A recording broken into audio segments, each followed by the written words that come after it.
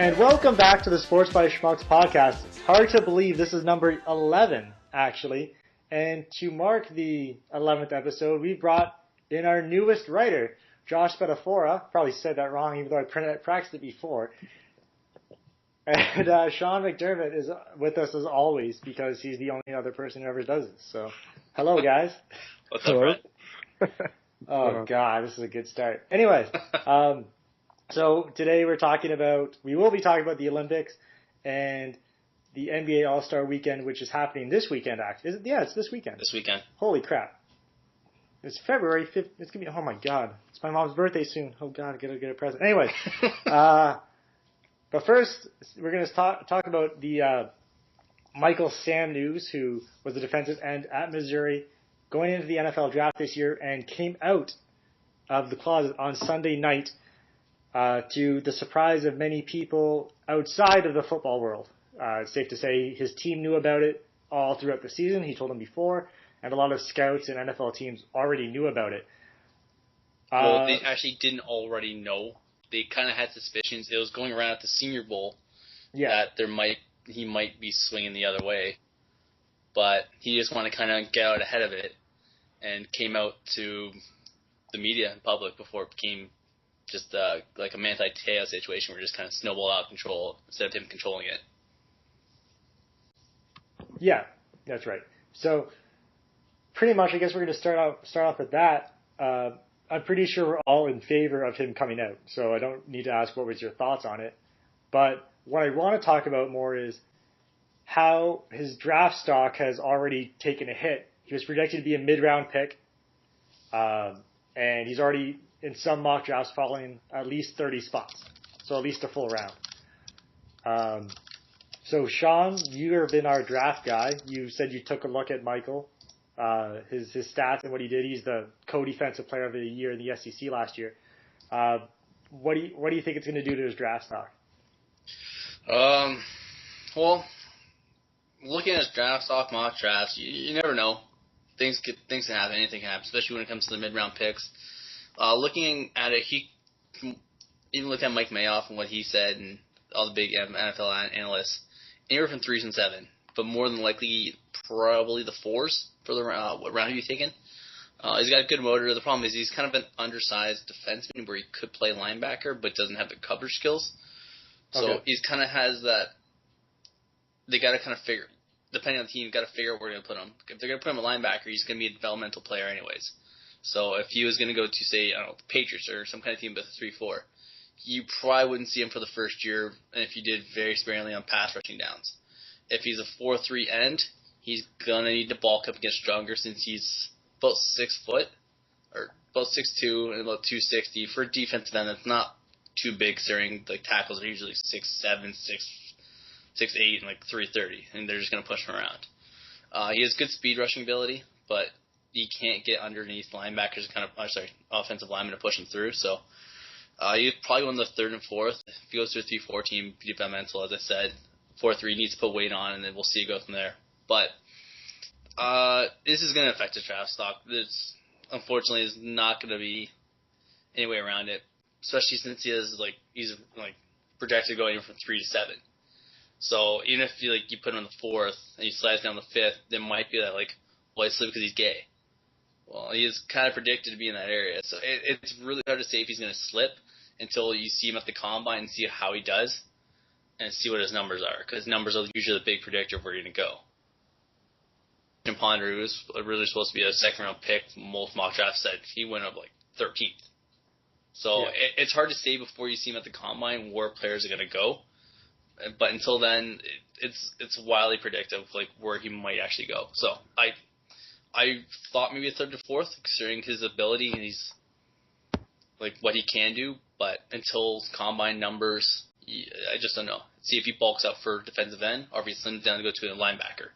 So I'm not too sure. All right. Well, good firm stance there. So I guess we'll open it up to anyone who wants to answer this now. We've seen a lot of positive feedback from the NFL. You probably don't want to read too much into that since it's a PR statement. But actually from a lot of players in the league have said, it's going to be tough for some players to adjust to it. He needs to go into the right situation. So I guess what would you consider a right situation to be, Josh? Well, to be honest with you, when it comes to the team itself, that's where I see that his draft stock is going to lower. As far as his playing ability, amazing player, great player. I believe he was the defensive player of the year in the Southeastern Conference. Yeah. Is that right, Sean? But no matter what, at that point, it is your general manager's responsibility to do his due diligence and make sure, if this guy comes into our locker room, is that going to affect our team in a negative way or not? To put him into, that proper setting, it's hard to say because, there's hundreds of players or thousands of players in the NFL. And you see maybe 100 of them come out and say, you know what, man, good for you. The NFL say, good for you. But you got to remember there's 52 guys in that locker room. And depending on how, even one player in that locker room or two or three guys that are already on that team perceive him coming into their locker room, no matter what, it can hurt that team. The right situation, I probably see him going somewhere where it's more of a laid-back market. I feel that the fan base, in certain areas like Oakland, more of the diehard fans, I think would have more of an issue with it. Because technically, if that player is drafted to that team is going to be known as the first team to ever draft a player that was, that came out and said, I'm gay before the draft. And that's going to be something that's historical for that team. So to have him go into a setting where, the fan base is ruthless and, it's all about hard-nosed football, to have somebody of, a homosexual culture come into their locker room or come onto their field, I don't think that's the proper fit for him. He's got to be more in a laid-back market, to be honest. But why wouldn't a team want to be that team to say, we were the first to do this in the NFL? I mean, Jack, the Dodgers, have all this history now that they were the first team. I know it's kind of, not the same thing, but they're the first team to bring in an African American to play in the Major League Baseball. I agree, Oakland would definitely not be a strong fit for him. Wait, let me ask that. Why not? Why not Oakland? Why not? I don't think that the black hole would be good for him. Why not? You got to think they're very protective of other players. They are very protective, yes, but they're also insane. They are insane, but that's just the way they're perceived. So why wouldn't they have the back of their players? You never know. Okay, it could go either way. They could either hate him or they could just be absolutely say it's Raiders versus Jets. Just throwing it out there. And the Jets fans are just riding this kid all day. Are you really going to do that when you're in Oakland? Oakland's just going to turn around and take one off one of their homers and beat you to death with it.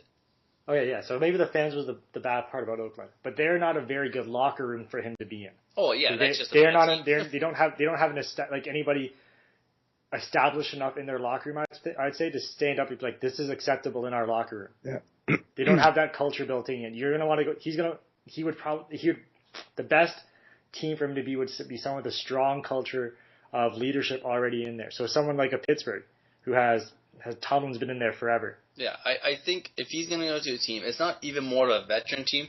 Actually, you're probably better served going off to a younger team. Veterans are more kind of set in their ways, whereas younger players can kind of be a little more molded. Yeah. But it's more, you got to go to a team with a coach. I don't know if you guys knew this, but Vince Lombardi back in the day was actually very accepting of homosexual players. There was actually a couple players that came out to him privately that his team already kind of knew, and his locker room and his coaching style had a no-nonsense kind of approach to that. His brother was gay, so he did not accept any of that. Even when it came to racial things that happened back there when Lombardi was coach for the Packers. I read a story actually today. Back when New Orleans first came in as the expansion team, the Packers had to go play them, and they had to go down and stay in a hotel, and at that time it was a whites-only hotel that they stayed at. And the hotel said, your black players can't stay here. So what Lombardi would say, well, screw you. Took the entire team to a black hotel and just everyone stayed there. So it's got to be about the coach. you need an established coach. So and that's why I thought a guy like Tomlin, who's been said, Pete Carroll would be a good place. Pete Carroll the Seahawks would be a great place for him to go. Not to sound kind of homerish, Tampa Bay, Lovie Smith, someone has a more of a laid back personality that will protect them in a smaller market might be a better idea. The only problem Miami would be a bad idea. The only problem New York with would be a bad idea. Sorry. The only problem with Lovie Smith is that if it wasn't his first year going into this new locker room, I would agree with you. But the thing is Tampa Bay has enough veterans on that team that can kind of you have Darrelle Revis. I don't think Darrelle Revis have a problem with that, and Darrelle Revis is a mouthpiece. He is the leader of that team. That's who got Greg Schiano fired. Well, that and his terrible coaching abilities. We remember your rant. Yeah. Something like Kansas City might be a good spot as well. Somewhere where the fans are very. There's a lot of good spots you can go. Would the Raiders be the best spot? No, probably not. But I don't think any team that he goes into, it's really going to be that bad. It's going to be the media that gets on him, not his teammates. Are the opposing players going to ride him? Yeah. But you don't think there's going to be fines if, the ref hears, hey, you're a fag. Sorry, I don't need to say it out loud, but, there'll be fines. And this thing will be nipped in the bud by midseason. Yeah. So that's my opinion on this. And that's why I said that I feel the proper situation for him to go to. You're 100% right, the coach and the leadership that's in the locker room, but a smaller market. If he goes to a team like Dallas, like Green Bay, Chicago, New York, he's done. Sorry. No, go ahead. I think a market, this is going to sound homerish, Tampa, Seattle. I don't know about Seattle, though, now. Seattle's still, it's on the West Coast. It's not as big of a market, but then you still have Pete Carroll, who's very progressive, he's out there. He's a very, good coach. He can handle that. I'm just saying for media, Seattle's become very big hub for football, especially with their success. Oh, no, I know that. I just mean... So if we're talking media markets, Seattle might not be best to classify it as a small market, because essentially that's all they've got. Well, you got to think every market in football is a big market. It's hard to find a small market. No, I understand that, but St. Louis? Seattle is all they have. True. St. Louis might be another good place. Jeff Fisher as coach. Yeah. They have a good defensive line, so he wouldn't really play much. He kind of developed his trait or his ability. There's a lot of spots he could go that would probably help a lot. New England's probably going to be the best example of how a team would probably handle him. So he would probably speak to the media once before training camp, and then you probably never hear from him again until about week 1. Which would let things die down. Kind of like what happened with Tim Tebow. You heard about him once, he said his interview, and you never heard from him again. Yeah, now he's an analyst. And now he's an analyst. Well, going on the media thing, there was surprisingly a couple of the more offensive tweets or Instagrams we heard came from our football, the CFL. Yes. So we had a player on the Winnipeg Blue Bombers, Bryant Turner, who is from Mobile, Alabama. Not saying that, but just because he's not Canadian or just giving full information about the player. He tweeted out, Michael Sam locker room to come with complimentary robes. And Arlen Bruce, who is from Kansas, he's been I think 5 different CFL teams over his 15-year career. I don't really want to go into what he said because a lot of it's pretty vulgar, but he pretty much said how he pretty much called Michael Sam scared of not being with a woman and saying that he needed to do some push-ups and get on his knees to submit to God fully. So both of those players have been fined, and both of their teams have come out and said, well, we don't agree with anything that they're saying right now. Why is this reaction more coming out of the Canadian Football League as opposed to the National Football League? Is it because they don't have to deal with it publicly as much? Probably a couple different things. The CFL is a lot less censored as compared to the NFL. The NFL, they're instantly hammered if something like that happens. Well, it's a much bigger market. These guys have been hammered already too. So it's true, but I follow sports and I didn't know about any of this. Yeah. Well, I just found these out today. So. Oh well, still, it's a lot smaller market. Well, you can CFL player can tweet, and you're probably saying to 1,000 people. An NFL player does, you're probably doing it to 10,000 people. Okay, I get your point. Yeah. So it's a lot bigger market, or a lot more it can get spread a lot faster. A lot more analysts follow him. So say a player in New England said that. All New England beat writers are going to hear that, and then the NFL writers are going to hear that, and then NFL Network's going to hear that, and then it's just explode. Okay, CFL player does it. TSN's going to hear it, maybe. Sportsnet. Yeah. Local beat reporters. Yeah, I can see what you're saying there. So it's a lot bigger when it comes to that, but I don't know. It really depends on what the person kind of grew up with. I know, especially in the more southern states, that it's still not very accepted. But it took a long time for segregation to go away out there. It's just the way of the southern states. So it's not being like homophobic or anything. It's just the way they're kind of raised. So if it's still homophobic. I know it is, but it's like if I'm raised to hate like German people, then I'm gonna hate German people when I'm 10. I'm gonna hate them when I'm 50.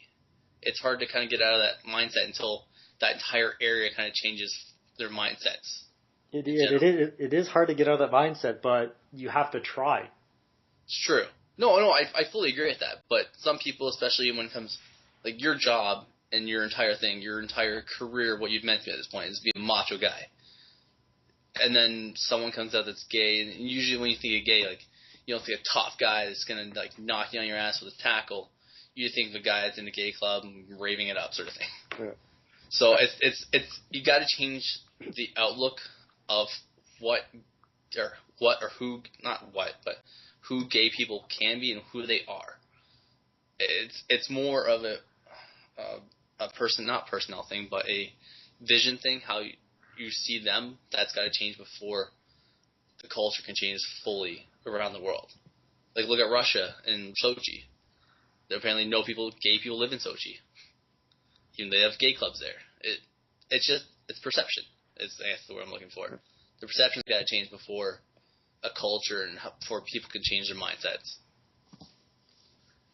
Yeah. To add to that as well, I think a lot of the players, are imported players from the U.S. When it comes to the CFL. So, like Sean said, a lot of the players do come from those southern states, but I think, a comment like, for example, Arlen Bruce's, where he's played 15 years of CFL football. He's never made the jump. He's never been asked to make a jump to the NFL or never had an opportunity to. I think it's also at the point where he's seeing, a 21 or however old he is, kid that's 24. Yeah, he's 24. That's, coming out and saying, hey, I'm gay, but, I'm still going into the draft. And to have somebody that's, worked hard and, been raised in that society that Sean was talking about, never get an opportunity really to play in quote unquote big boy football, if you want to compare the NFL to CFL, and then just watch, a kid come out and say this and then get an opportunity that he never had. I think there's a little bit of, jealousy towards it as well. Oh, that's very interesting. That's very interesting. Yeah, I didn't even think about that. So. Well, another article that I found online today was a quote from Michael Young saying he's pretty much sure that he's played with a gay athlete in the major leagues. He can't confirm it because no one's come out or anything, but he just knows he has, or he just accepts the fact that he has, and he's pretty fine with it. And pretty much he says the Major League Baseball would be fine with it. That kind of brings us to what happened, what we talked about in one of our Lost podcasts. I said Lost, right? Not Last? Lost, yes. Yeah, okay, because it didn't record properly. About a month ago, TSN aired a 3-part special done by Aaron Ward called Reorientation, which pretty much looked at gay athletes in sports. And what would be pretty much the attitude would have to change, and what the attitude would be when someone came out. And now we have a perfect example for it because it's happening before our eyes. So they pretty much said that Chris Kluwe was on. He said pretty much statistically you have to assume that you've played with a gay player because of how the numbers work. Yeah. Oh, sorry. Just to go on upon that, when they did the episode, if you haven't seen it, they kind of took on the third episode, they took the U.S. Census, then broke down how many percent is gay people, and then they kind of did that towards all the sports. and then they kind of broke it down on how many probably gay people are in per sport, and then NFL, they said about 150 people are probably gay, if you go by the percentages for the sentence. Yeah. So maybe at least 1 to 2 players. By percentages. Yeah, without being actual like real like numbers, probably 1 to 2 players on a 52-man team are probably gay or at least bisexual. So you got to think out. So yeah, as you were saying, at least at one point during at least 99% of people's careers, they probably played with a gay athlete, knowing it or not knowing it. A closeted gay athlete. Yep. And so one of the things we talked about the leadership culture of how that would help integrate a gay athlete into the locker room without any problems. Aaron Ward asked Los Angeles Kings captain Dustin Brown how if his locker room was ready for it today, and after he paused, he said yes. So I think that goes back to what we were saying, is that depending on the leadership group on the team, that's going to have a big impact on how Michael Sam is going to be brought into the NFL. 100%. Yeah, agreed. All right. Well, this has also had a lot of gay controversy before it started, but now that's kind of been pushed to the side. It's still there. We saw it in the opening ceremonies with a lot of rainbow gloves and Germany's quote unquote, we're not, this is quote unquote, this is not as a protest, rainbow uniforms to come into the opening ceremonies. But Sochi, the Olympics have started. It was a messy transition there. I apologize to everyone listening, but the Sochi Olympics are underway, and the athletics have started to take over from all of the negative press of the storyline of the homophobia and terroristic threats and the terrible room conditions as well. So basically, what's been your highlight of the Olympics so far? Being Canadian, we might have a slight bias towards Canadian athletes. Extremely big bias. I mean, we got 9. We're second in the competition right now in medals, whatever way you look at it, whether it be gold or whether it be by total medals. So Canada's right up there. Yeah. Do you want to start, Josh? Yeah, for sure. As far as my favorite moment for the Olympics thus far, I'd have to say, I'm going to say probably both women's and men's moguls, just claiming gold and silver. And, to have especially in the men's, to have a third Canadian, just fall shy of winning the bronze in that and having almost a clean sweep on the podium, for that. That's probably the biggest win that I would say, my biggest, I guess heartfelt moment as a Canadian. So just seeing like the two sisters in the women's win gold and silver, and then Bilodeau repeat his Olympic gold medal with another Canadian at second. I would probably say that would be the best so far. Oh no, I completely agree with you on the moguls. It was absolutely fantastic to watch Bilodeau compete, and what I liked about his performance compared to the women's performance was that Bilodeau was actually able to, he won it, as opposed to the Canadian two. I mean, they had fantastic performances, but the American who was favored to win, Hannah Kearney, I believe her name was, she kind of messed up a bit on her final run, which is, you don't want to see that happen to anybody at the Olympics. Mm-hmm. So, I love that the Canadian sisters won. It's fantastic. I just like the story of Bilodeau and Kingsbury, who have been dominant all year, dominant in the Olympics again. Because you know what? That's something that Canada hasn't been able to translate from World Cup competitions over to the Olympics. Yeah. There's been lots of times where Canadians have been favored to win medals, and examples like Jeremy Witherspoon in speed skating. Yeah. Felicia Verdun, where they've been favored to win medals, but they choke on the big stage. Yeah. Also, like going with that, we were talking when you mentioned Bilodeau. This being, again, it's kind of like a prestigious moment. The first time an Olympic athlete has ever repeated as a gold medal winner in moguls. So that's a huge accomplishment on its own. Like the gold medal's, huge, but adding that to it is definitely pretty remarkable as well. Yeah, I think my win for at least the Olympics so far, if you want to go by wins and fails, I guess, would be the addition of slopestyle. I've really enjoyed that so far in the Olympics. We're in day 4, I think, on the Olympics. Slopestyle was early on. Yeah, but we're on day 4 now. We're day 4 of day 5, yeah. I've really enjoyed the slopestyle and the addition of that, and the fact that it's just been so good, even though the conditions there have not been great for watching today's with the women's slopestyle skiing, and just how bad the snow has been and how they don't get enough speed to take jumps. But overall, they're like plus 11 over there. Yeah. That's why you don't have an Olympic competition by the Black Sea. But yeah, that I'm really happy with that. Mark McMorris in slopestyle snowboard overcoming a broken rib, or at least something wrong with his ribs. No, he had a broken rib. It was a broken rib? It was a broken rib. I'd be in bed crying, not snowboarding. Yeah. So that's incredible, the fact he overcame that. And then the team figure skating. That's the first time it's been the Olympics as well, too. And Canada taking that, and Russia, their pairs team, that's just scary-looking tall dude and really good-looking girl he's with. But they put on a show when I was watching. I was like, damn, these people are athletic as hell. Like, that competition, watching that was fantastic. And just so far, anything in the Olympics, the luge, the Germans were absolutely killing it this morning. Or I guess afternoon, I guess, when I watched it. It's weird since Sochi time. So far I've been just very impressed by the Olympics. Nothing really's gone wrong, considering how bad the conditions of Sochi were.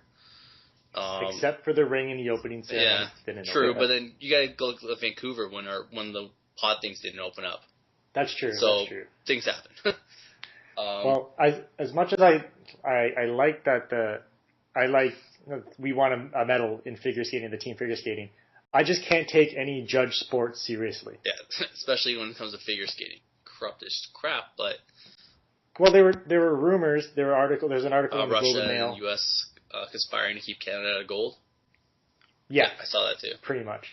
But so until they usually look at Slay and Pelche. What was it, 2004? Was it, or 8? No, it would have been 2002. Oh yeah, Salt Lake. When they won silver medal, and then it came out the fragile French judge, as Tony Kornheiser calls her, was bribed to keep the Canadians out of. So it happens, especially when it comes to Canadians. Which is exactly why I can't take any judge sport that seriously. Like, I know moguls is judged as well, so yeah, I'm kind of contradicting myself when I say I really like the moguls. Well, but the thing is, there hasn't been any widespread corruption. More sports in the Olympics are judged. So, when they're talking about slopestyle, apparently the judges go and talk to all the Olympic athletes before the games, during their runs, after the runs, just to kind of get to know what the thinking is coming down. Since it's still a new sport and it's not established, they talk to kind of get input and feedback, what's the track like and stuff like that. So I think some of that's changing, but I think the more traditional sports like figure skating, where there's been a history of corruption, kind of like boxing, it's gonna be hard to kind of get that taste out of your mouth, knowing that there is corruption. Yeah. Now, before we leave the Olympics, I know we don't really want to spend too much time on it because it's only been 4 days. But hypothetically, let's say Canada does what they did last time and they lead the Olympics in gold medals again. But they don't win gold medal in men's hockey. Will Canada see the Olympics as a failure? No. I don't believe so. I think so. Yeah, I think the mass media will believe that as well, or most Canadians will. It's when it comes to again, when you're pitting professional athletes from the NHL against amateur athletes and what really matters amongst media. When you have Sidney Crosby failing to make a gold medal, but Mark McMorris, who was it? Mark McMorris? Not Mark McMorris. Charles Hamlin, who won the 1500 short track. Sorry, yeah. Do I know or care about Charles Hamlin on a daily basis? No. Cool, you won us a gold medal. Thanks, I appreciate it. You could be our most decorated Olympian ever. Sidney Crosby, whoever else, Drew Doughty. Long ago, you let in a bunch of shitty goals.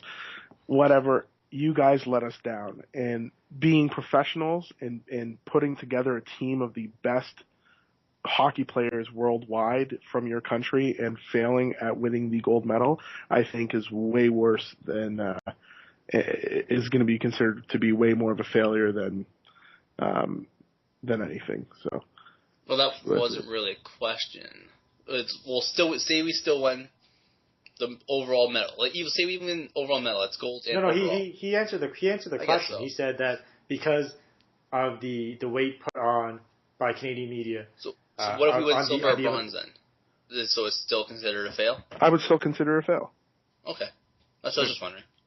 Yeah, for Canada we will come away no matter what. We always do as Canadians in Olympics come away with positives and good stories and ways to remember the Olympics.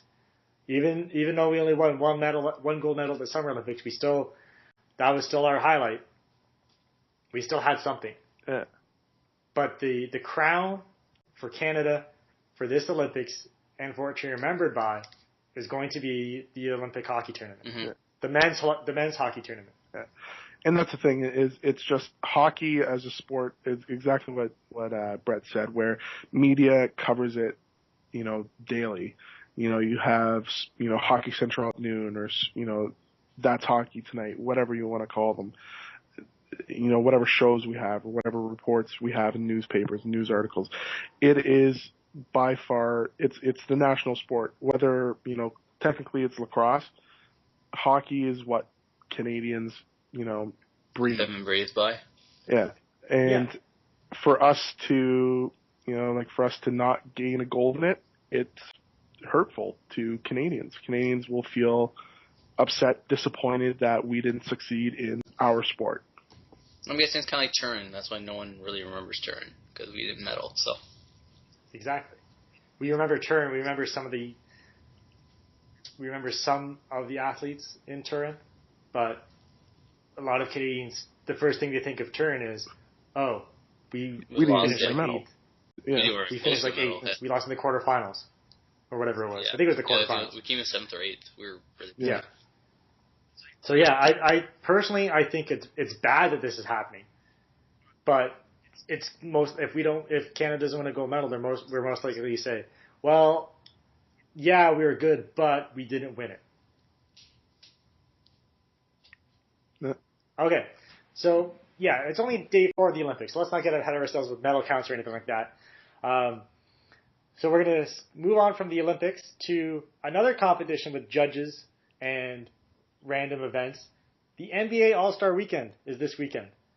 So the Friday night is the Rising Stars Challenge, which pits a draft team of first and second year players. You've got the skills competition on Saturday night with the shooting stars, the 3-point contest, the dunk contest, the point guard skills track, whatever they call it, and Sunday night's the All-Star Game, of course. So I guess you just want to pick some winners of who we think's going to come out on top of these things? Yeah. Sure. You want to throw if you want to throw out the teams, and we can kind of go from there. So we'll start with the Rising Stars Challenge. So there's two drafts. Well, one draft, 2 teams. One's led by Grant Hill. The other is Chris Webber. Team Hill is Damian Lillard, Bradley Beal, Andre Drummond, Harrison Barnes, Terrence Jones. The Greek Freak, Jonas Valanciunas, is not the Greek Freak, but I don't want to pronounce the Greek. I can't even try to pronounce the Greek Freak's name. Dion Waiters and Pero Antic. And then Team Weber, you have Anthony Davis, Michael Carter-Williams, Tim Hardaway Jr., Trey Burke, 2 Michigan players, Jared Sellinger, Mason Plumlee, Victor Oladipo, Steven Adams, and Kelly Olynyk, Canadian. So, who you got? I know we could just kind of throw names out at you. You guys can pause and rewind and listen to that again so you hear the names. But who you got? Team Hill. I'm gonna go Team Hill as well. Yeah, I'm going with Team Hill as well. I think that's a team that's built for an all-star game. You got the shooters, you have the guards who can move the ball very quickly. I think that's built for an All-Star Oh game. yeah.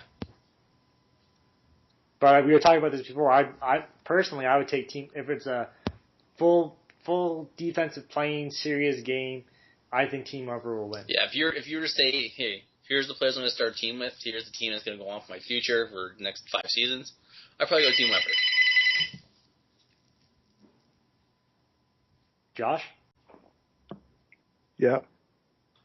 What would you go? Like if you're not All-Star game but real game. To be honest with you, even in real game, I would still stick with Team Hill.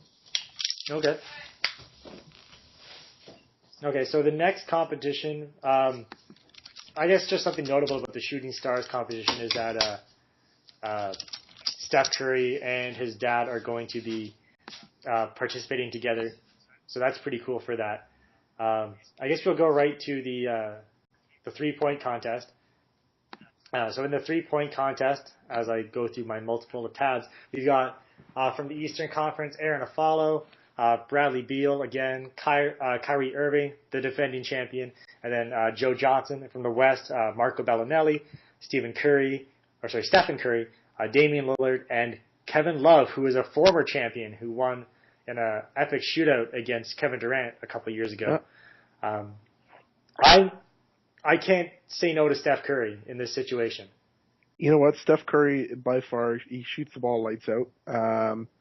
To be 100% honest with you, I'm going to go, it might sound, as Sean puts it, homerish, but I'm going to go with Marco Bellinelli, Italian-born player. The guy can shoot the ball. Just plain and simply can shoot the ball, and if he has time, he nails buckets. So yeah, I'm going to stick in the West, but I'm definitely going to take Marco Bellinelli for the 3-point contest. Yeah, I've known like every single player in the 3-point contest is a good shooter. You can't really argue that. I just when Kevin Durant comes out and says, I think Steph Curry is the best pure shooter in the NBA, I take notice of that. And Curry has been a ridiculous shooter ever since Davidson. Yep. So I mean, that's why I'm going with Curry. Oh, yeah. Steph Curry is the reason Davidson made it as far as they did. Oh, for sure. And he's probably the reason Steph Curry ended up at Duke. So, Sean, I picked Curry. Josh picked Bellinelli. Who you got for the 3-point contest? Who was in the 3-point competition? I didn't hear. Okay, Aaron Aflalo, Bradley Beal, defending champion Kyrie Irving, Joe Johnson, Bellinelli, Curry, Damian Lillard, and a former 3-point champion Kevin Love. Oh. Who actually, you know what? Kevin Love's a dark horse. I mean, that guy can shoot too. But I'm still sticking with Curry. You know what? I'm going Kyrie. Okay. No reason why. I just think he'll win it. You think he's going to defend? He's got a good shot. Why not? Steph Curry would probably be my second favorite to win. Steph Curry? Yeah, he'll be my number 2. All right, so if we're doing 1-2, I'm going Steph Curry, Damian Lillard. Those are my 2. My 2, I'll go Steph Curry. Okay. So you all think Steph Curry has a very strong chance of winning this event.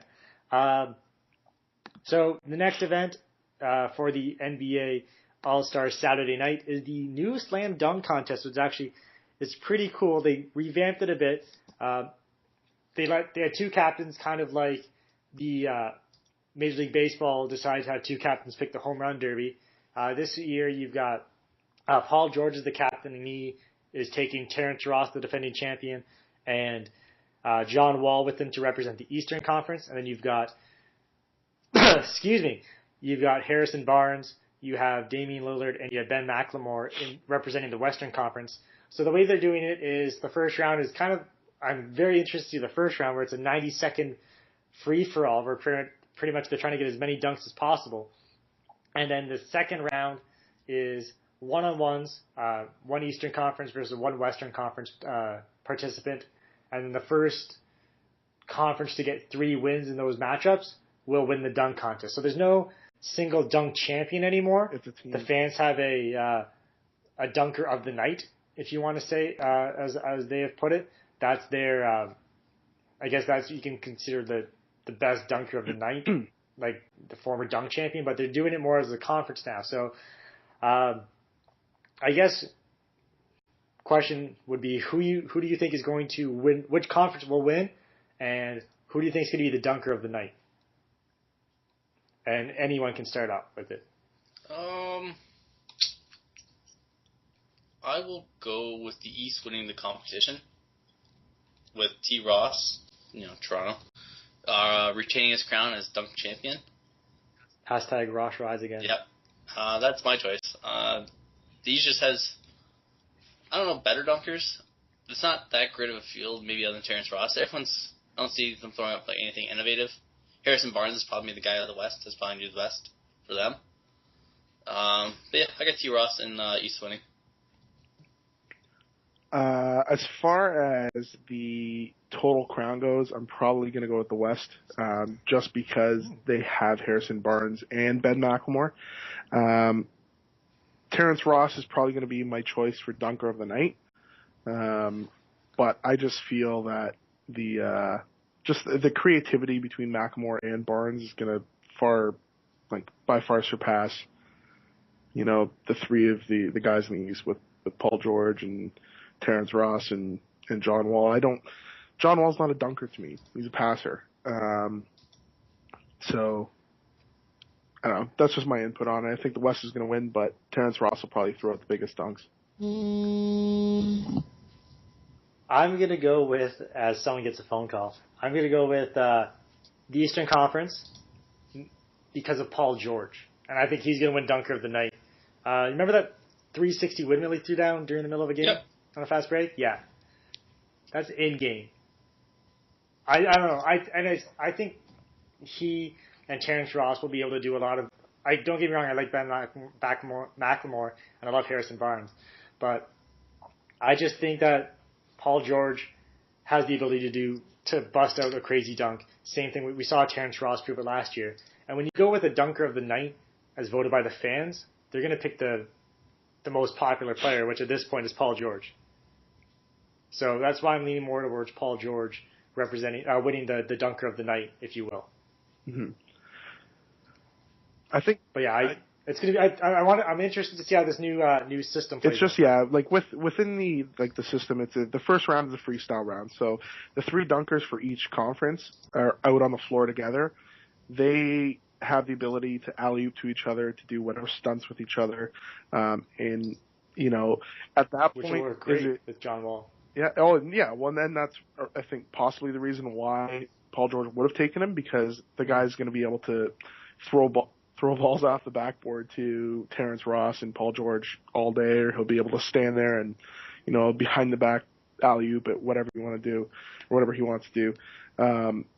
The biggest thing with it is at that point, are teams going for the quality dunks, or are they going to, let's say, hey, let's hammer out 15 dunks that are, above average, or let's hammer out 5 dunks that are just surreal. And that's how I think the freestyle round goes, and it's all based on the judges' votes, right? Then it goes to the battle round where it's East dunkers versus West dunkers.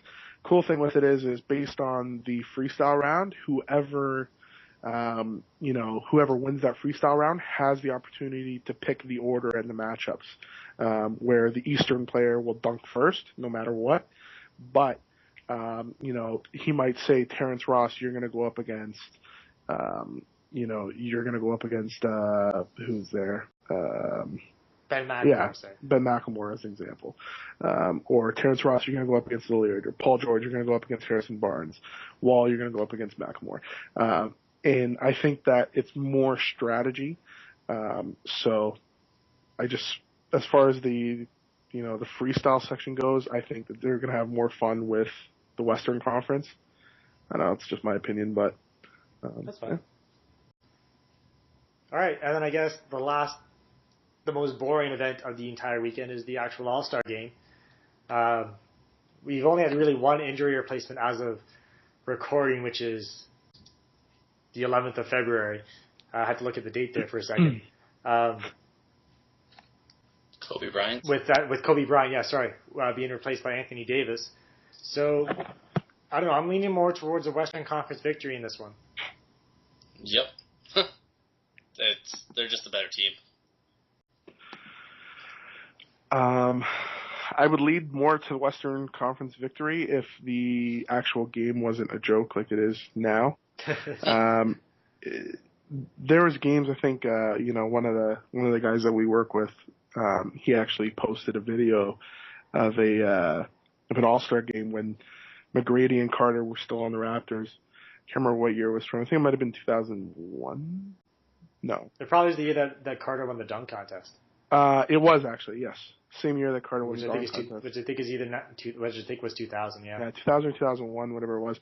And these guys played defense. They went for shot blocks. They went for, they played hard. It's just, now it's a show. It's watching professional Harlem Globetrotters, without having, somebody spin the ball on their finger while they go for a layup. It's, when it comes to flashiness and explosiveness, I'm probably going to go with the East just because you have James, you have Wade, you have Melo, and everybody that's in the East is realistically is guards, or for small forwards. So it's a more athletic, more fast-paced team, and I think that's what's going to be that's what's going to win the game for them. All right. Well, that pretty much concludes the NBA portion of the podcast because you know what? That's what we prepared for. So we're going to go wrap it up since we're getting close to an hour now. 45 minutes. We're getting close to an hour. This is going to be our high fives and face palms, where we celebrate.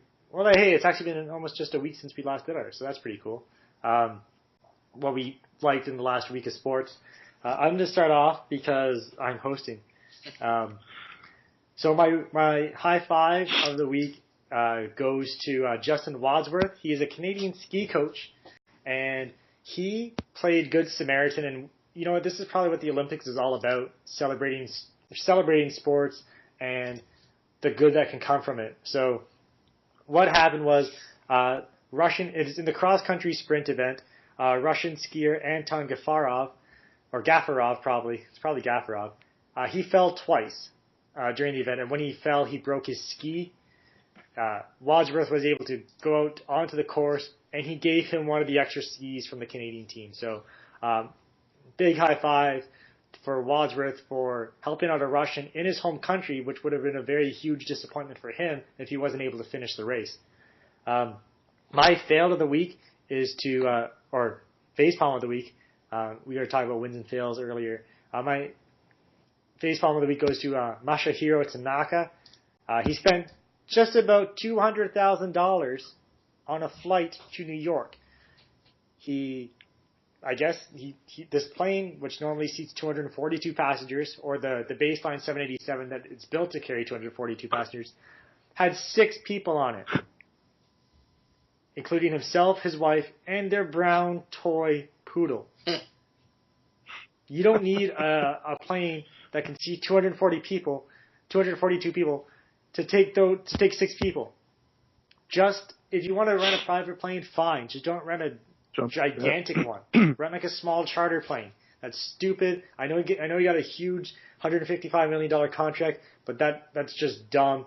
I hate it. Facepalm. I agree. That's good. All right, I'll jump in there with my high five and face palms. Leave our newest writer, Josh, to go last. My high five for the week is women's hockey at the Olympics, and the fact that it has not been a joke. With Finland and Japan actually putting up pretty good fights. Finland held Canada to 3-0 until halfway through the third. And they also held the Americans to a 3-1 loss. Yeah, so. That's pretty damn impressive, considering this was on the women's Olympics, kind of on the chopping block if it wasn't competitive at all. So Finland and Japan might be saving Japan. They pushed Russia to a 2-1. Unfortunately, they lost, but the fact they pushed Russia to a 2-1 game, impressive. And their celebration after getting their first goal in over 10 years, doing bowing towards each other was pretty awesome. And the knuckle puck to put it in was just even better. So that is my high five for the week. And then my face palm actually comes from last Sunday. I didn't get around to using it for our last podcast because I forgot to. But it was the Coke commercial during the Olympics where they had a multinational singing of America the Brave. And the absolute crazy backlash of Americans threatening not to drink Coke anymore because they are just... They weren't speaking American. Yeah, they weren't speaking American. So the fact that America the Brave has to be in English for it to be acceptable, some Americans are out of their goddamn mind. That's just crazy. Like, we have our national anthem. I can't remember how to say it all in English. I only know English and French. So really? I can't remember the middle parts. I only know how to. God. We sung in school. We always sung in English and French.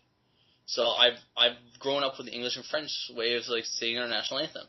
So I can't remember. So you pretty much know half of our national anthem then. Pretty much. How Canadian are you? I know it all. I just speak it in English and French. Bastards.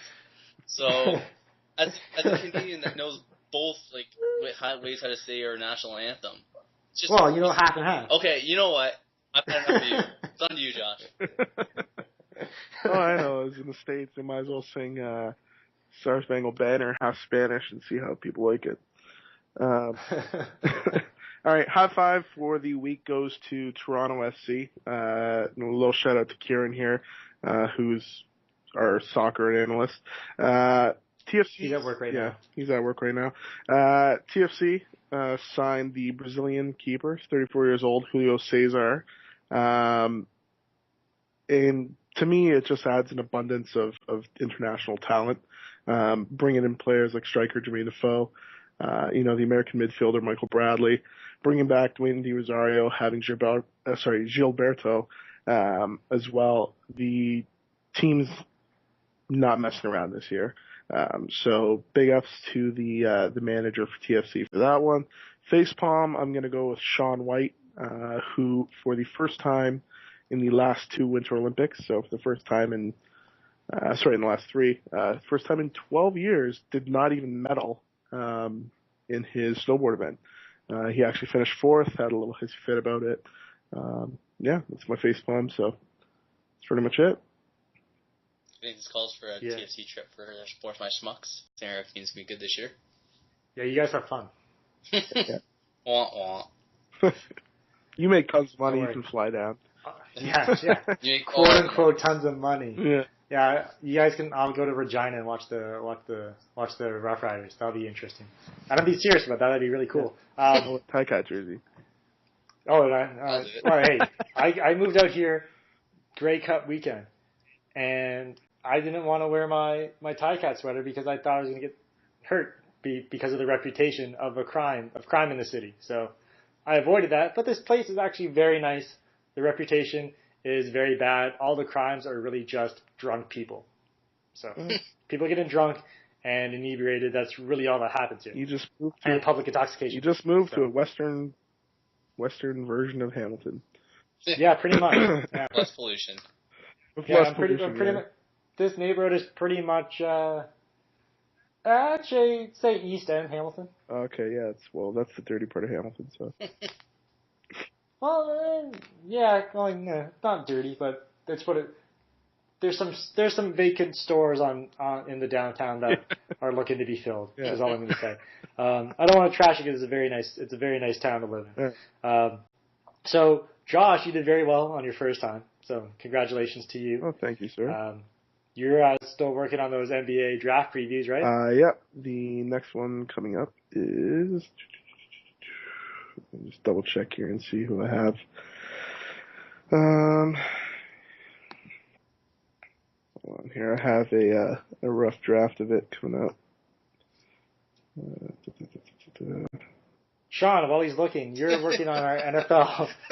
You're doing hair there, Josh. You're doing offensive free agency, right? Right, Sean? That's what you're working on right now? Yeah, right now I'm actually, as we've been talking during the podcast, I've been doing my offensive free agent preview and where I think some people are going.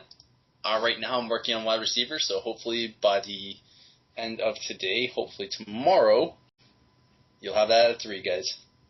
So that's why you checked out during the NBA podcast. Yep. Okay. And did you find who you're doing? Yes, Josh? sorry, it's Julius Randle. It's I was trying to figure out if it was Joel Embiid or Julius Randle, but it's Julius Randle, the freshman Miss power Randle forward for from Randle. Kentucky.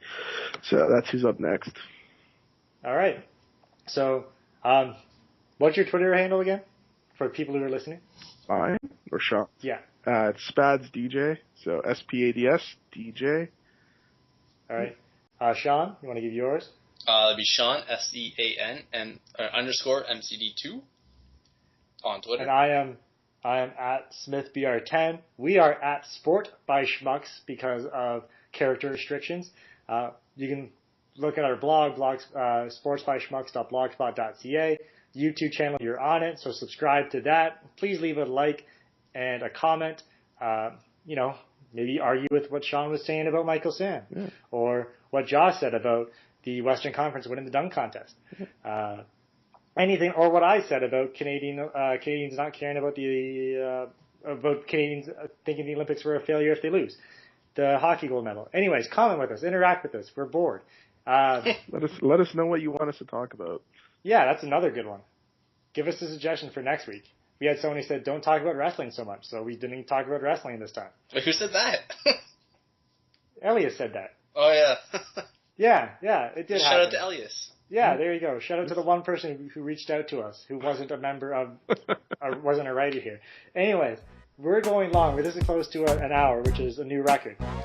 So thank you, everyone, for listening. Like I said, leave a like, comment, follow us on Twitter, subscribe to our YouTube channel, and keep safe out there, kids.